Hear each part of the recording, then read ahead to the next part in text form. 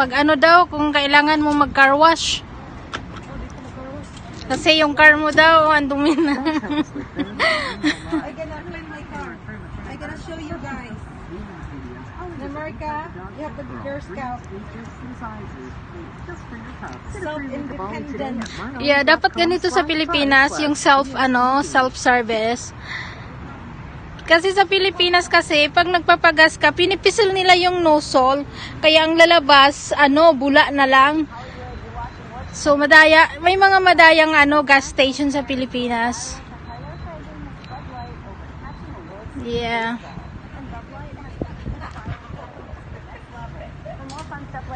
Mag-wash siya.